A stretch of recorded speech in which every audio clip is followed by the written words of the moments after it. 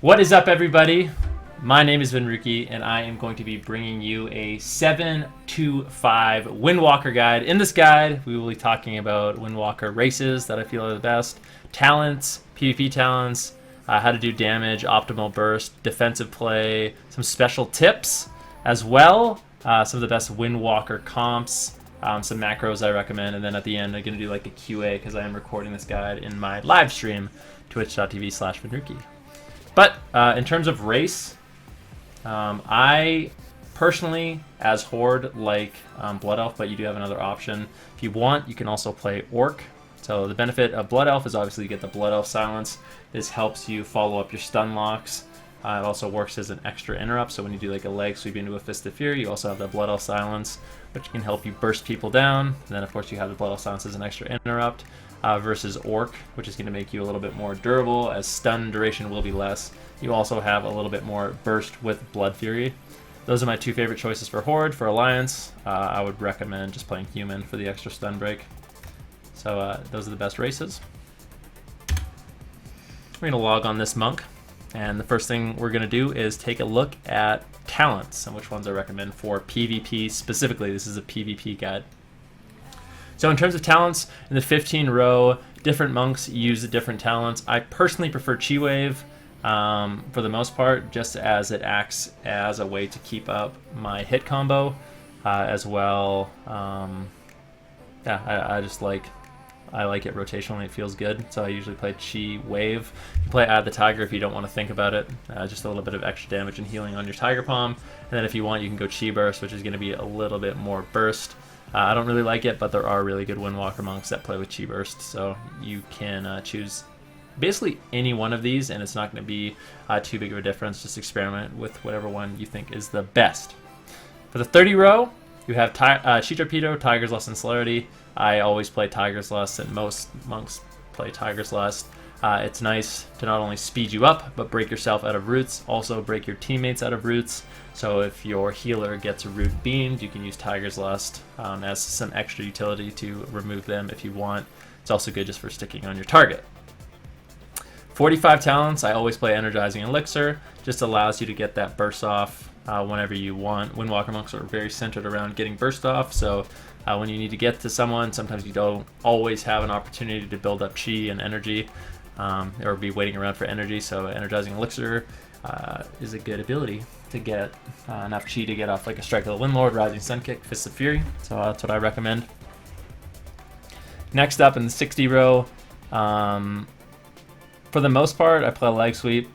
It's probably the best utility we have, a 5-second AoE stun on a 45-second cooldown. Sometimes I'll also play Ring of Peace, so you can experiment if you're playing with a class that has a lot of stuns also, like you're playing double Windwalker Monk, for example, or you're playing Windwalker Demon Hunter or Windwalker Warrior. You feel like you don't need the stuns, and maybe you're doing like a healer rushdown strategy where you're attacking the enemy healer and they're attacking your healer. You can maybe play Ring of Peace, so something to experiment with. It is an option for all-inning when people are trying to all-in your healer. Next, in the 75 row, you have Dampen Harm, Diffuse Magic, and Healing Elixir. 9 times out of 10, or 99 times out of 100, you'll play Healing Elixir. It's just extra healing. You can just let proc, so it'll heal you up while you're getting stunned and bursted down. Or if you want to top yourself off, you can just use it as well, so have it keybound. You can also play Diffuse Magic. It's also an option. Some monks use Diffuse Magic. If they're really never going to be a target, they'll use it as extra utility to break roots. So I've seen like Seth Curry, for example, the Windwalker monk. Sometimes Tiger's Lust isn't enough to break him out of roots and snares, so he'll also use Diffuse Magic, and so he can be extra mobile and get out of roots and snares and get magic debuffs off him. But 99 times out of 100, like I said, Healing Elixir is the way to go. For the 90 talents, all three of these are viable as well, and none of them are a huge deal. I prefer Hit Combo. I think the extra 6% damage, because it is nerfed in PvP, it's not 12% bonus damage, it's only 6% bonus damage. I still think that 6% bonus damage is worth it for your Strike of the Windlord, Rising Sun Kick, and Fist of Fury, but some monks like to play Invoke Zwen, as well as some monks like to play Rushing Jade Wind, so it's kind of just preference. I prefer Hit Combo most of the time. For RBGs, Rushing Jade Wind can be really good as well. So for your 100 talents, In PvP, you only use Serenity. You don't need to use anything else. Only use Serenity every time. So that does it for talents. For honor talents, taking a look at the different trinket choices, I would say most games I use Gladiator's Medallion. I like having the trinket break, so adaptation can be decent in certain matchups if you know you're going to get like Warrior Fear. Let's say you're playing Windwalker Death Knight and you're rushing down to try to get a lot of damage on their healer, and you know one of the only peels for you is going to be like a Warrior Fear, and having adaptation to get out of that Warrior Fear more consistent is nice. But if they have a lot of different CCs, I like Gladiator's Medallion just because when you are using your Serenity and you're using your Touch of Death and you're committing all of those offensive cooldowns, it's nice to have the break to be able to follow it up and land that kill. Relentless, I rarely ever use, but something you can experiment with if you want. Next up, Hardiness, Reinforced Armor, and Sparring. 9 times out of 10, I play Reinforced Armor just for the bonus health. Makes it so your healing elixirs heals for more, as well as your Transcendence heal. So when you port and heal, you get a little buff that gives you healing winds. That will actually heal you for more with Reinforced Armor. Sparring can be good if you're being trained down by double melee. You can get good value out of that, blunting a lot of the physical damage, but still, most of the time I'll play Reinforced Armor. Hardiness, I rarely ever use. The next row, we have Eminence, Fast Feet, and Yu'lon's Gift. I never play Yu'lon's Gift. Fast Feet I've sort of experimented with. A lot of the time you use Eminence just for the lower cooldown on port. It makes you really not a target with a 20-second cool or 25-second cooldown port. 20-second cooldown port with Eminence. It's really easy to get away. It seems like you always have that defensive button to just fall back on to not only get out of line of sight but heal yourself up. So that's why I like Eminence. Fast Feet can sometimes work if you're having a hard time connecting to a target. Reduces the duration of snares, and you move 15% faster after being attacked. So there are some cases where Fast Feet might be better, but I'd say you're very safe just playing Eminence every game if you want. Next up, yeah, messed up the Gadrun, lol. Next up, Control the Mist, garbage, Zen Moment, kind of garbage, and Fortifying Brew. The reason I like Fortifying Brew is because it's a defensive cooldown you can use and remain offensive. If you really are dying and you just can't seem to live, Zen Moment can be something you pick.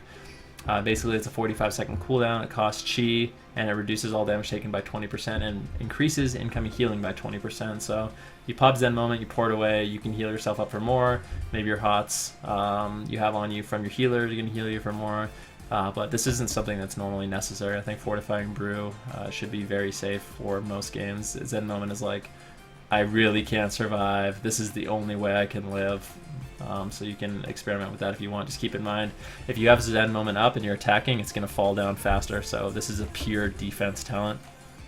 Next up, Tiger Style, Disabling Reach, and Ride the Wind. In the most recent tournaments, a lot of Windwalker monks have started utilizing Ride the Wind, especially with the popularity of melee cleaves.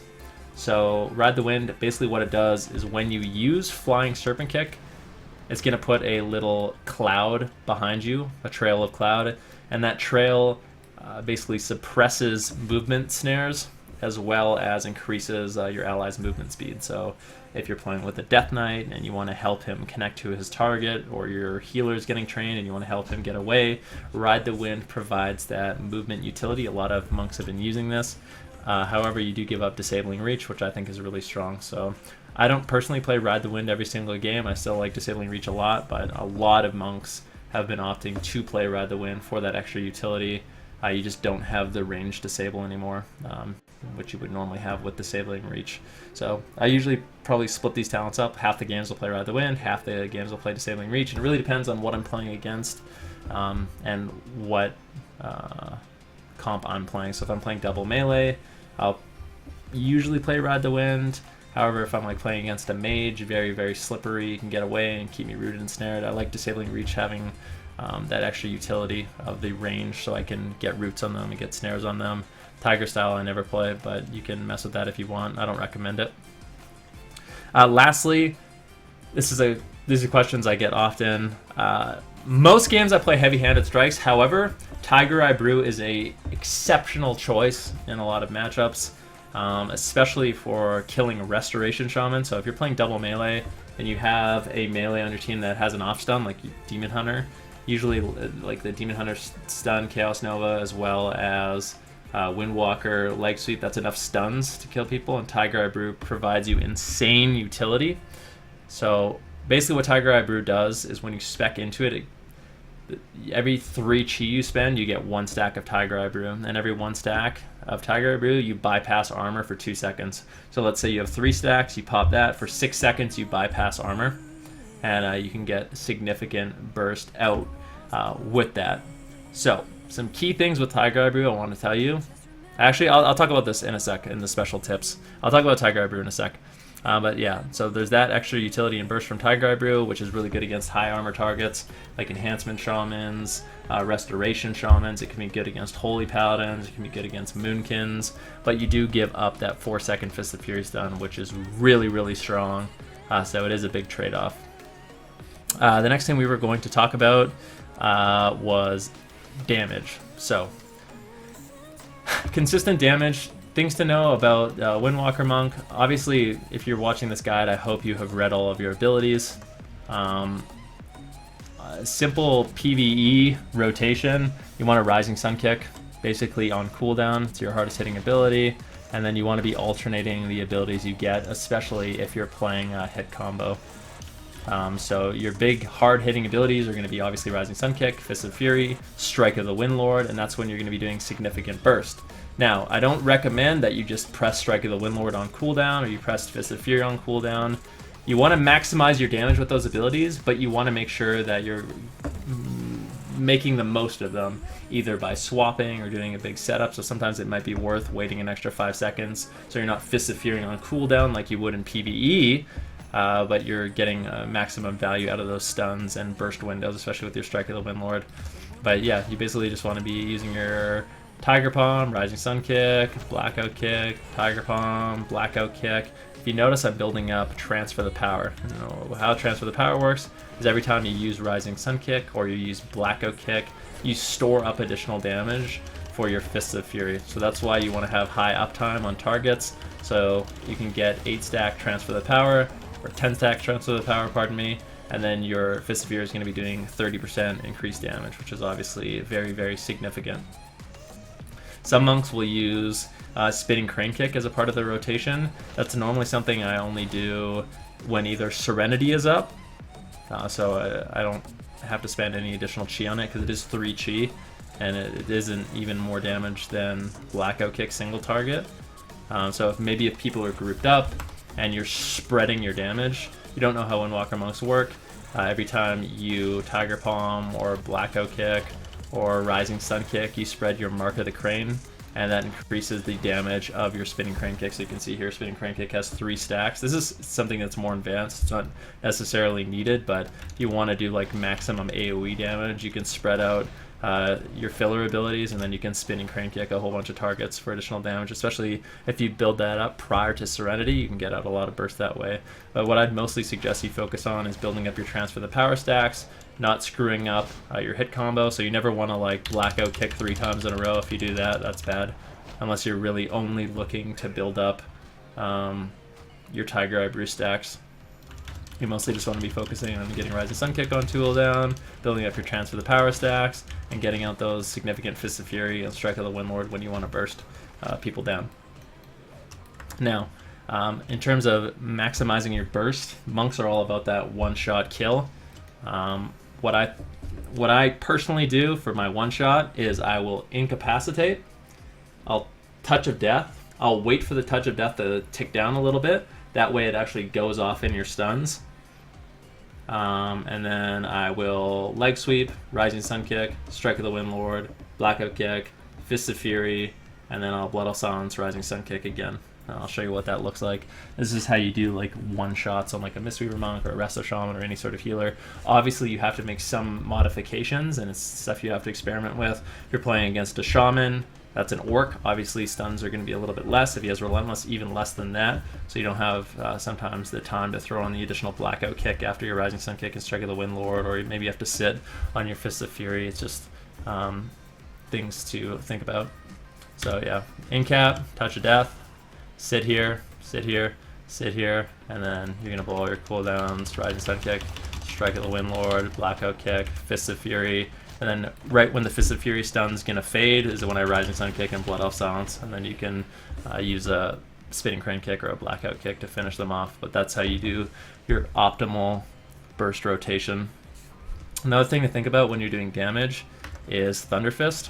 So it's a passive trait we have. Strike of the Windlord grants you a stack of Thunder Fist for each enemy struck. Thunder Fist discharges on melee attacks. So if you really want to, if you see like clumps of enemies and pets and stuff like that, you can use your Strike of the Windlord and you'll get more stacks of Thunder Fist. You can see here that I have 4 stacks of Thunder Fist, and those discharge on my melee attacks, so you can get a lot of extra bonus damage from your melee attacks if you're hitting multiple targets with your Strike of the Windlord, which is what you want to do.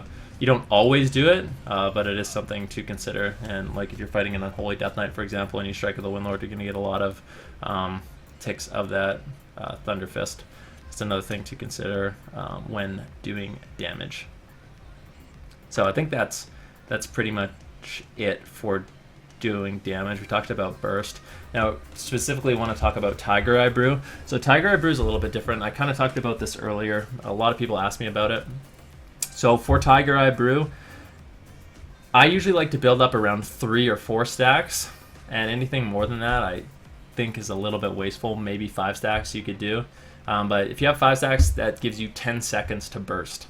4 stacks obviously gives you 8 seconds. A lot of the time I'll only go with 3 stack Tiger Eye Brew because your hard hitting significant abilities are going to be your Rising Sun Kick, your Strike of the Windlord, and your Fists of Fury. If you're getting those abilities off with your Tiger Eye Brew stacks, that's all you need. Like Blackout Kick, Ignoring Armor, I mean, is obviously helpful, but it doesn't matter. So if you're waiting to like build up to 10 stacks, you're essentially wasting it because you're only going to get your 1 Rising Sun Kick, Strike of the Windlord, and Fist of Fury off anyways, maybe 2 Rising Sun Kicks. But what I like to do for Tiger Eye Brew, because people always want to know like the one-shot combo, it's pretty much going to be the same thing. Just imagine I was Tiger Eye Brew right now. You can do In-Cap, Touch of Death, you blow your Tiger Eye Brew, then you use Serenity, Leg Sweep, and I like to Fist of Fury, Rising Sun Kick. Sorry, I like to Strike of the Windlord, Rising Sun Kick, Fists of Fury, and then obviously Blood Elf Silence because you don't have the follow-up stun. If your teammates have the follow-up stun, that's even better. Then you can channel your full Fist of Fury without having to use that Blood Elf Silence, which is ideal. So if you have follow-up stuns, which you normally will, when you play Tiger Eye Brew, it's normally when you're playing double melee, so you're either playing Windwalker, DK, Windwalker, Demon Hunter, Windwalker, Warrior, and that way you can get off your full fist. So it would be, just imagine I have Tiger Eye Brew, an In-Cap, Touch of Death, and I'm going to Tiger Eye Brew, Serenity, Rising Sun Kick, Strike of the Windlord, Fist of Fury, and then let that whole thing channel if they get restunned. If not, you have to use your Blood Elf Silence early and Rising Sun Kick. You want to make sure when you're doing your stun lock combos, so the Leg Sweep, Fist of Fury, Blood Elf Silence, that they have no opportunity to sort of react. You want to make sure there's no gaps so they don't have a chance to drop a Spirit Totem or an Earthen Shield Totem or whatever it may be, a Priest getting off a Power Word Shield. Those are things that are going to keep them alive. You want to make sure that you leave no gaps in your one-shot windows. Now, some things people ask me about doing damage. Sometimes you'll use, here's an example. Sometimes you'll use your Strike of the Windlord in your normal rotation and you won't have it up for Serenity. A lot of the times I think it's worth waiting, unless you really feel like you can get enough pressure with just Fists of Fury and your Rising Sun Kick. I think that most times you want to make sure you have your Strike of the Windlord with your Serenity, because that's going to be the most damage you do with your Serenity ability. If you pop Serenity and Strike of the Windlord's on cooldown, you're not going to be getting as much value out of that Serenity, and it's going to be a lot less scary for them. Sometimes, though, I will admit it is worth just like popping Serenity and Rising Sun Kick, Fist of Fury stunning, and then Rising Sun Kicking again. You can do like a Spinning Crane Kick out of that if you want, but like I said, you're not going to have that additional burst from Strike of the Windlord, so definitely something to consider. Because you are going to sometimes want to use your Strike of the Windlord outside of Serenity. You don't always want to pair them up, but it's just something you have to think about and experiment with. Another thing people ask me about doing damage is why, like sometimes I won't use my Touch of Death and Serenity at the same time. So I'll do like my one-shot opener, where normally you would use everything. You use Touch of Death, you use Serenity. Why wouldn't you use them both? Well, the reason you wouldn't use them both is if you anticipate that your opponent is going to be using a big defensive cooldown anyway. So my question to you is, what is the point of committing both Touch of Death and Serenity if you know you're going to get Trinket Wall no matter what? You know, so if the Shaman Trinket and he walls in the opener, your Touch of Death essentially does nothing. There's no reason to overlap them. This is where you have to sort of anticipate and predict what your opponent's going to be doing and maybe bait them or set them up. So when you play a Mistweaver Monk, for example, they're really, really scared of your one-shot. Sometimes you can just go in cap them, and instead of using your Touch of Death, you just Leg Sweep and Serenity, and then all of a sudden you have this burst, and you can scare them into trinketing, and then the next time you have Serenity and Touch of Death, you know it's going to be complete overkill because you didn't overcommit your cooldowns, and you're still going to have your Touch of Death. So a lot of the times, I think it is worth splitting up your Touch of Death and your Serenity. It's just sometimes, yeah, it's worth using them both together for that ultimate one-shot, one-kill if the target doesn't have a trinket, or you don't think he's going to be using his trinket, or you feel like you can push through his defensive cooldowns. So you have to think about that. Now, defensive play, Windwalker Monks have a lot of tools at their disposal. The biggest defensive tool is going to be that port. So you want to make sure you always have your port positioned behind the pillar. Most of the games. Sometimes you can use it offensively. I'll give you examples of that in a bit, but usually, I mean, you're fighting. Oh, look, they're attacking me. I'm getting a little bit scared. Boom, port. And when you port, you instantly want to redrop your port every single time, unless you're absolutely going to die and you want to fuse first. But normally, you should just make a habit to port and redrop your port so you don't wind up in the situations where you port and then your port's in the middle of the map and then you port 1 inch and you just die. I've definitely had that happen to me a lot. You want to make sure you have good port positioning behind a pillar. Having like offensive ports can be something also you can do. Another good little... Actually, I'll save this. I'll save this for a bit. But yeah, defensive play, you want to use your port. Other defensive cooldowns you have, Touch of Karma, Fortifying Brew. So if you don't want to commit your Touch of Karma, you could use your Fortifying Brew as well. If you feel like you're going to be in there trading blow for blow, and you're going to get a lot of value out of that Fortifying Brew, the reduced damage as well as the increased health, you can pop that. If your healer says he's a little bit scared for you. Obviously, you have your healing elixirs. You want to think about those as well. You're going to be a lot more scared about dying in stun lock. So like if a rogue mage swaps to you, you're going to be a lot more scared of dying in that. If you don't have any healing elixir stacks, if you have both of them, it's going to be a lot easier for you to get that one global off. You need to just port behind the pillar and be completely fine, or get your Touch of Karma off. So definitely think about that as well. And then in addition to that, kiting is such a huge part about Windwalker Monks. We have Flying Serpent Kick, obviously. We have 2 different roles.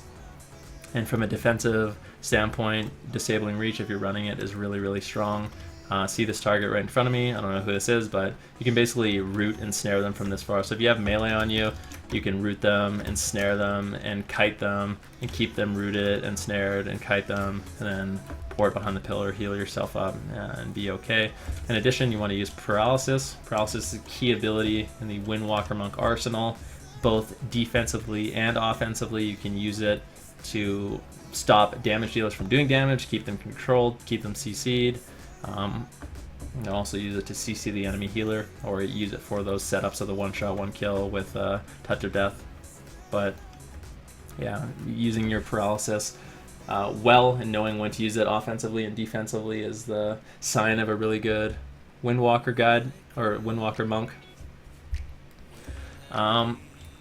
Using stuns defensively is also something you can do, so a lot of the times you don't need to be going for one-shot combos. You can just run over if you're running Fist of Fury stun and just drop a Fist of Fury. Not only is it good consistent damage, so if you have like 2 melee on your healer and they're bashing his head in, you can just run over and drop a fist on them, stunning them up, and then also like tap target, snare them, which is something I like to do, keep them both snared. And then you can obviously disable root them by hitting disable twice. It'll put that root up, which is going to be very powerful for defensive play. Now, special tips. We're going to go over some special tips that I have for you guys. Using port offensively, this is another one of the semi-advanced tactics, but let's say me and my demon hunter are here and we're fighting some enemies, and the enemy healer is being really, really annoying, or he's really far away, and I feel like I don't have the mobility to quite get there and back. You can actually drop your port offensively.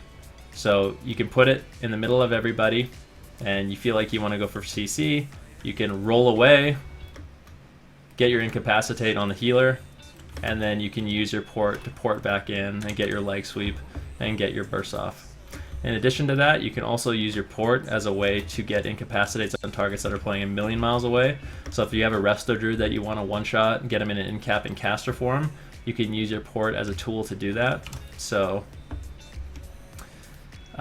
let's say the Druid's positioned way over here. I can roll over, drop my port in sort of the middle of the map. If he's playing annoying at the pillar and just line of sighting me, I can be attacking, and then if I feel like I want to get that CC on him in caster form and I see he's running out, I can just port and then, sorry, not roll, I fat fingered that, but you port and then incapacitate them in caster form, and that's when you can do your one shot and just pwn them up real hard.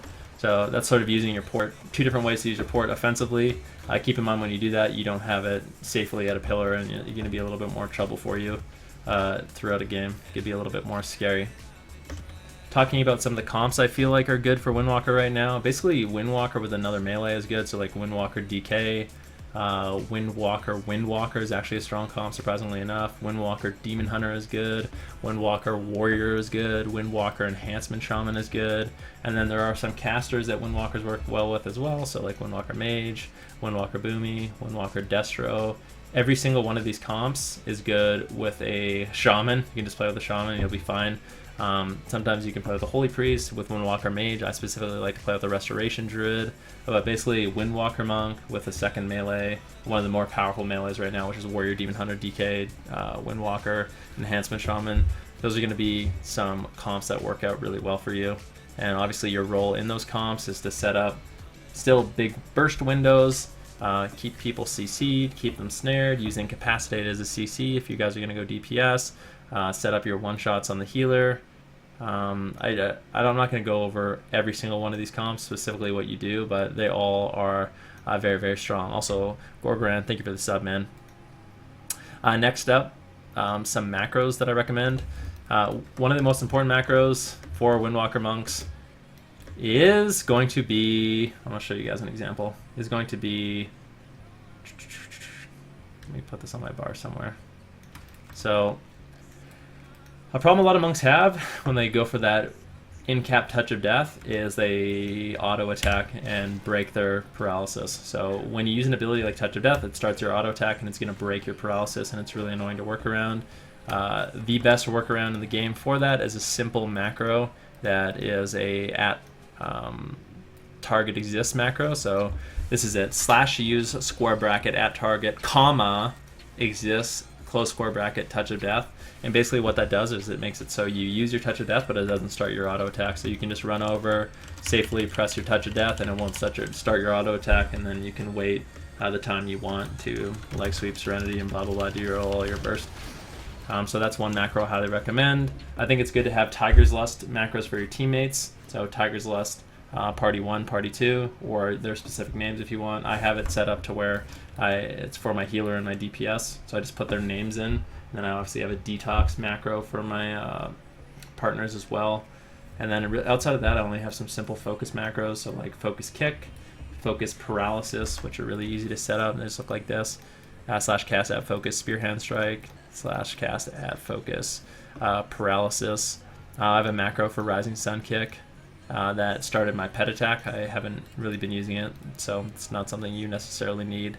And then I have a one-shot macro for normally just PvE that uses my trinkets, but it's also good if you're an orc. You can put Blood Fury in there. And that's all the macros that Windwalker monks really require. There isn't too much more than that. Gonna do a little bit of QA, so if you guys want to stick around for the QA portion of the video, I'm gonna be answering some people in my chat. If not, thank you guys for watching. If you have any questions, feel free to ask in the comments. Hopefully that covered everything for you guys, and you can start poning it up on Windwalker Monk. I'll definitely, like I said, be browsing the comments. If you guys have any more specific questions that I didn't answer, feel free to ask. In the last NA Cup, Trill used Zwen Tiger talent a few times. What is the viability or situation of that talent over hit combo? So obviously when you use Invoke Zwen, it's going to be a little bit more damage while it's up. Unfortunately, that damage falls off and then you don't have hit combo for the rest of it. So if you want a cooldown that's going to provide you with a little bit more burst outside of hit combo, then you can use Wen.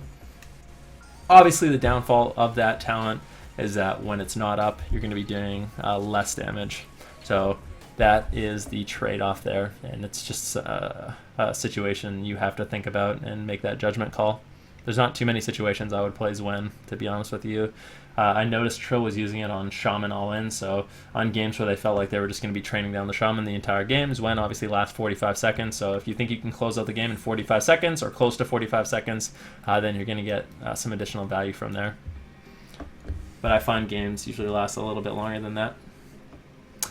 What about Rising Sun Kick macro with Serenity? Is there ever a situation where it wouldn't be ideal? Rising Sun Kick macro with Serenity, I would never use that. There was a bug with Rising Sun Kick where you could make a macro that used Rising Sun Kick right as you use Serenity, and it would lower the cooldown even further of your Rising Sun Kick, or actually put it to no cooldown, but that bug was fixed. It doesn't do anything. When you detox your teammates, so Detox is going to be especially good against classes like Assassination Rogues, or you can remove Wound Poison, so that's normally when I would use that, as against Assassination Rogues. You can use it against Death Knights as well, get rid of some diseases off yourself. Basically any diseases that are annoying you can get off. Wyvern Sting is another good example of a time you would detox your teammates. Did you cover Roll versus Torpedo? As a Windwalker monk, you never use Chi Torpedo. The only time you could use Chi Torpedo is if you feel like you're going to be exclusively training down a Mistweaver monk, but even then I still prefer Tiger's Lust personally. Is there any change for RBG builds for Windwalker monk? So for RBGs, I'm not exactly sure. I think in RBGs, a lot of monks on flag carrying maps will use Tiger Eye Brew, so they can one-shot flag carriers. So imagine a flag carrier who has 5 stacks on himself, and you use Tiger Eye Brew with Serenity, and you just bypass all of his armor. Tiger Eye Brew can be really strong. I think Ring of Peace can be decent utility sometimes, but Lag Sweep is also very strong. Rushing Jadewind is good for defending flags and also doing reasonable, consistent DPS. But I don't do a ton of RBGs on my Windwalker monk, but I feel like those would be good. Maybe Ride the Wind is also really good utility for your team. So you can use Ride the Wind, create that path we talked about, which is going to increase the movement speed and suppress snares and stuff, which would be really, really good. Best ways to peel as a Windwalker monk, you want to use your Fist of Fury stun. Sometimes your leg sweep, normally you want to commit your leg sweep to being very offensive, but if you have to use it defensively, you can. So stuns, snares with Disable, roots with Disable. You can Tiger's Lust your teammate to help him get away from melee. You can use Ride the Wind to help your teammates get away. And then obviously you have your paralysis as well. You go over how you play The Walking Dead now that it's in the meta. So there's a couple different ways to play The Walking Dead. Normally it's about doing as much damage as possible. So very, very easy way to play is just to attack the healer, but you can do multiple things. You can go DPS. So let's say you're playing The Walking Dead and you're playing against something like WLS. You have a couple different options. You can go on the Warlock, shut him down, kick his fears, do a lot of consistent damage, and then whenever you feel like, you can grip in the Shaman. Your Death Knight can grip in the Shaman, and you can leg sweep them all. You get a lot of burst that way into a Fist of Fury stun, or you can grip them in just to a Fist of Fury stun. When the Shaman barely gets away, if he does, or you feel like you've committed a lot of damage to him, you can continue to train him down, or you can keep your damage out on the Warlock. The Shaman will run away, and that's when you can drop a paralysis on him and get him CC'd up. So you can actually annoy him a lot. So think about the situation for a Shaman. You're attacking the Warlock, doing a lot of damage to him. He's trying to heal him up. He gets gripped in, and now he's stunned. He's taking a lot of damage. Maybe he switches Earth Shield to himself and leaps away. You're still on his Warlock, and now he tries to cast on his Warlock. He gets Mind Frozen, gets kicked by the Death Knight Ped, and then he gets caught and incapacitated, and then he only has a few seconds before he gets gripped in to stun once again. So it's all about your stuns, your grip. As a Death Knight, you have your ranged kick, like Mind Freeze, as well as your Ghoul kick. You have paralysis. If on the other side of things you wanted to just train down the Shaman, that's also an option. You can train down the Shaman, and then you can maybe even grip in the Warlock and double stun them, but continue all your damage on the Shaman. Use your Incapacitate on the Warlock to snare, or sorry, not to snare, but to keep him CC'd so he can't be casting out fears on you.